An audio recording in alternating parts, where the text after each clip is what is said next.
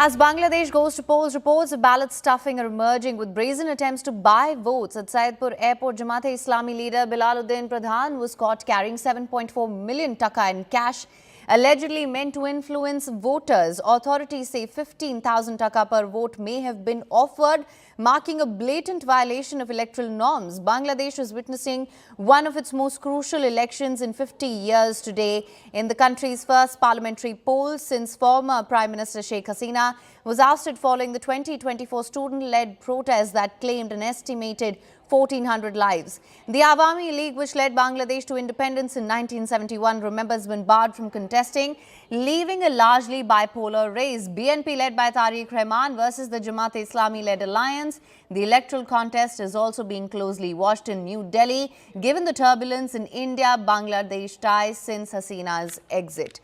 Now, this is something that we're looking at right now as the polls get underway that have already been marred with allegations of ballot stuffing, violence, reports of violence also emerging from certain areas. Remember, there is going to be a focus on how the minority communities choose to come out and vote. What the numbers tell us, that's going to be the real litmus test of the nature of these polls, which comes 18 months after that student-led uprising that we saw.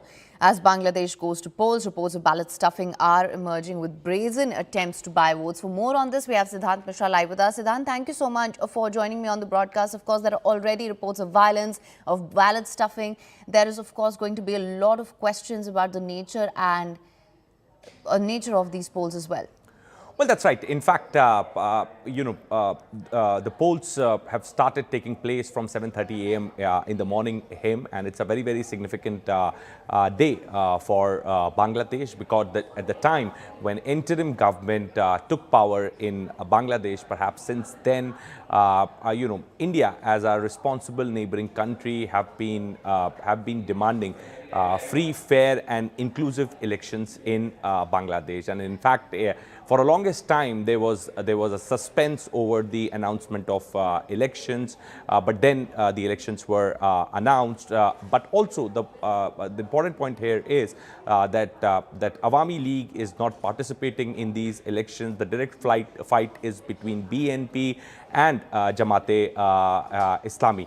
Now, there have been multiple incidents of violence which have been reported in Bangladesh in last few days ahead of polls, perhaps making situation tough on ground. In fact, more than 9 lakh law enforcement officers have also been deployed to maintain law and order in Bangladesh. So this time around, Bangladesh is voting one, to elect the new government, and second, the national referendum, the charter that has been prepared by the Interim Yunus government. So all we know is that by late in the evening, or rather by tomorrow morning, we will get a clear picture of who is going to win in Bangladesh. Also, the final tally, the final results will be out in next 2 to 3 days. Back to you. Right. Also joining us right now, Pallavi, who's been bringing us all the ground updates. Pallavi, thank you so much for joining me on the broadcast. Pallavi, it's largely, as we've been talking about this since morning,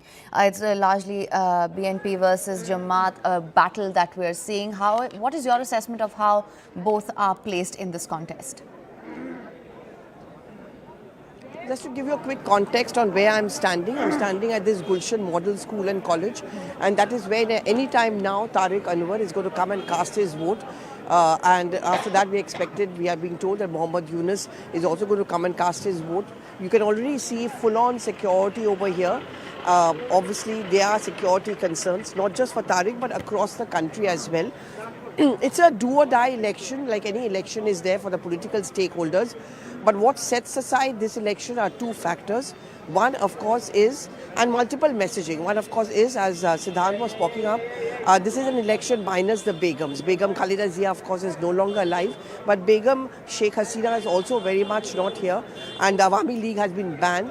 In fact, any mention of the Awami League is seen as a pariah. And the question which arises then over here is that which way will the Awami voters sway? the BNP is banking on the fact that many of those voters will come to them.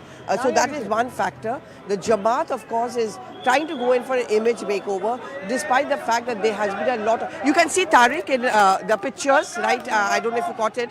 He's just entering the school. He's going to cast his vote. And for him, I would say it's also a moment where he needs to reinvent himself. He was in a self-imposed exile for over 17 to 18 years. He came back over here just moments before or days before Begum Khalida Zia died. And he's going to try and make himself acceptable, one, to the young voters. He's also announced a lot of soft and promises to the women voters. You know, remember the legacy of both Begum Khalida Zia, the first woman Prime Minister of Bangladesh, and of course of Sheikh Hasina is the woman voters. That is what he's trying to tap, which puts Jamaat into a bit of a discomfort, because Jamaat also throws up this imaging of going in for the Sharia, where women are not going to be allowed to come out. You know, I've been traveling to Dhaka many times. It's a very different kind of a society. It's a very open society. I do see a large number of young girls up and about and working. So these things are there. I'm just leaving you with those pictures of Tarique Anwar, who's just come out of his vehicle, and of course he's just going to step in to cast his vote. So the two main stakeholders, so I was quickly talking about him. On one hand, it is an election minus the Awami League and minus the two Begums. So that generation change has already begun. The second, of course, is the Gen X, the 40 million first-time young voters, those who took part in the student uprising. They are going to be a very decisive factor. Who are they going to vote for? Will their strategic alliance with the Jamaat of the NCP, one of the political parties of the student uprising, will help the Jamaat? So these are going to be the big takeaways when the counting begins 4:30 p.m. Right, thank you so much for getting us those visuals. Also, Pallavi, a huge crowd gathered there that we can see. I can hear some sloganeering as well. Pallavi, though, of course, we were discussing this earlier. This is going to be a closely watched election beyond Bangladesh as well. What happens, what are going to be the political ramifications of the results, even especially at a time where we're seeing very fragile relations between India and Bangladesh. That is something that remains to be seen as well. Oh yes, absolutely. There is a sense of anger amongst many people over here, and they would talk about it very openly with us, that why is it that Sheikh Hasina continues to remain in India.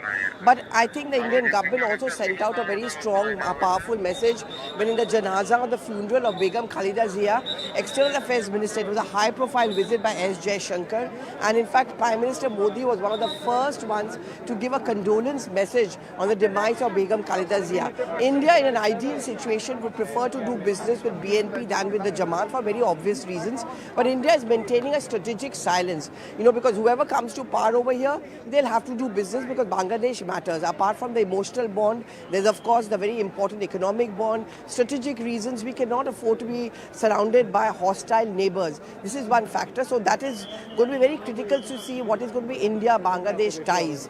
That's one. Second, the spillover effect on the attack on the Hindus. Let's not forget that there are elections in Bengal. The illegal immigrants issue is also a very big issue over there in the battle for Bengal.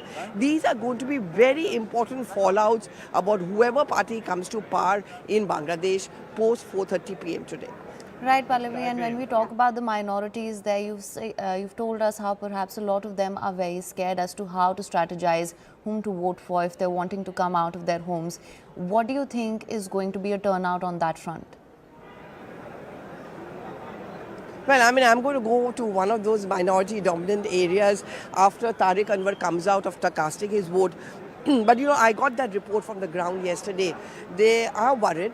There are around 10 to 11 such pockets in Dhaka alone where there are concerns that the minorities are worried about what is going to be their future. Many of them showed me clips of some Jamaat leaders who are very menacing, who are very threatening. They are worried that, for example, if a Jamaat comes to power, what is really going to be their future? I'm going to go to see whether that voter turnout is high or is it going to be very muted. But there was an underlying silence, an eerie silence, I would say, but a little glimmer of hope that possibly Bangladesh politics will be more inclusive post-elections. Because mind you, on the ground, the Hindus and the Muslims till recently were living together in very strong camaraderie. Right. Pallavi, do stay on with us. Of course, we're going to continue tracking all the developments through the course of the day as well for our viewers.